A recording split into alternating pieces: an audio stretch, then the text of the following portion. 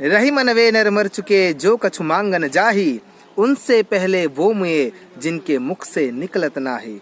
नमो नमः।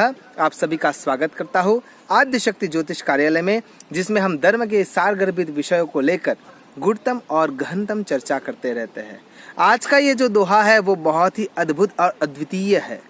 रहीमदास जी यहाँ पे कितने अद्भुत शब्दों से हमें बता रहे हैं कि जो कोई व्यक्ति अगर हमसे मदद मांगने के लिए आता है तो समझना है कि वो सबसे पहले अपने आप को मार देता है। कैसे? हमारा अहम, हमारा आई, हमारा ईगो जो हमें कभी किसी के सामने झुकने नहीं देता। और यहाँ पे तो हमने इतना सुना है कि वट और वचन के कारण लोग अपने मस्तक की आहुति देने के लिए तैयार हो जाते हैं, तत्पर हो जाते हैं।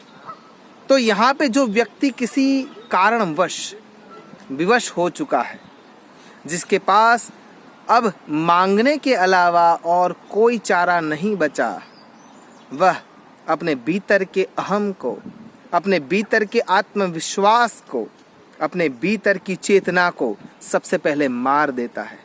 तब जाकर वो किसी व्यक्ति के सामने आकर झुकता है और करुणावश होकर समय की थपाटों से जिसने मार खाई है और वो जेल नहीं पाया है, उसके पास अब और कोई रास्ता नहीं बचा है, वह बहुत भारी हृदय से, लोग कहते हैं कि वो पत्थर रख के आता है, नहीं, मैं कह रहा हूं वो पहाड़ रख के आता है और तब जाके किसी के सामने याचना करता है। रहीमदास जी यहाँ पे बहुत ही स्पष्ट रूप से कहते हैं, रहीमन वे नर मर चुके जो कछु मांगन जाही। अभिमान निकल जाए वो बहुत अच्छी बात है, लेकिन स्वाभिमान निकल जाए ये बहुत बुरी बात है। यानी यहाँ पे व्यक्ति अपने अभिमान को तो कब का छोड़ चुका है, लेकिन स्वाभिमान को आज उसने दांव पर रखा है। इसलिए रहीमदास जी बहुत स्पष्टता से कहते हैं, रहीमन वे नर मर चुके, ऐसे इंसान मरे हुए हैं जो कछु मांगन जाही, जो किसी के पास विवशता से कुछ मांगने के लिए जाते हैं, याचक बन के जाते हैं। वो नर मर चुके जो कछु मांगन जाही। लेकिन यहाँ पे फटकार किसको है? वो सामने वाले व्यक्ति को। हे जी तारा आंगणिया पूछी ने कोई आवे रे, आवकारो मीठो आप जे हो जी।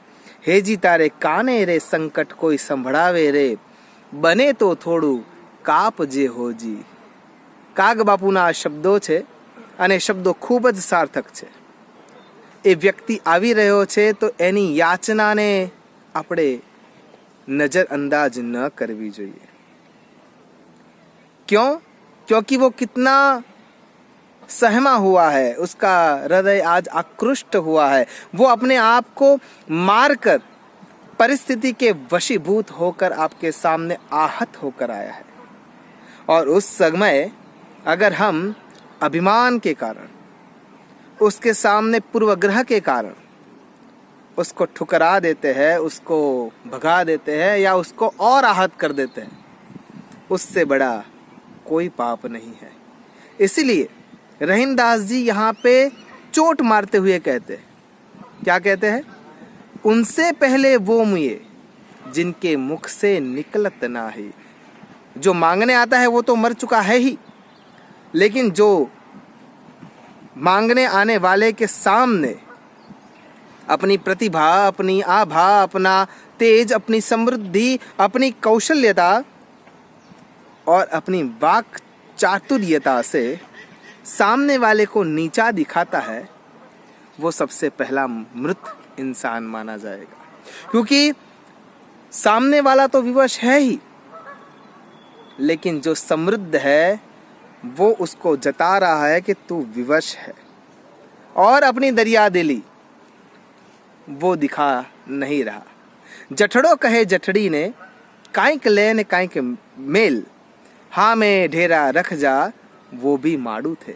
जठड़ो और जठड़ी दो मित्र वहां पे बैठे हुए थे और सामने एक राख का ढेर पड़ा हुआ था। उसको देखकर जठड़ा है वो जठड़ी को कहता है, जठड़ो कहे जठड़ी ने कांइक लेन कांइक दे, हाँ में ढेरा रख जा, सामने वो राख का जो ढेर लगा हुआ है वो भी पहले पंच महाभूतों से बना हुआ कोई इंसान ही था। और उससे आगे कहता है, जठड़ो कहे जठड़े ने काइक चंगेरो रांद, साजन दीठा बाजार मा चार जना के कांद। वो यहाँ पे फिर से कहता है कि एक दिन हमको मर जाना है, तो जिंदा रहते हुए हमें किसी को मदद करनी चाहिए, क्योंकि जो आया है वो आहत है, और हम अगर समृद्ध है तो हमारा पहला कर्तव्य होता है परोपकार।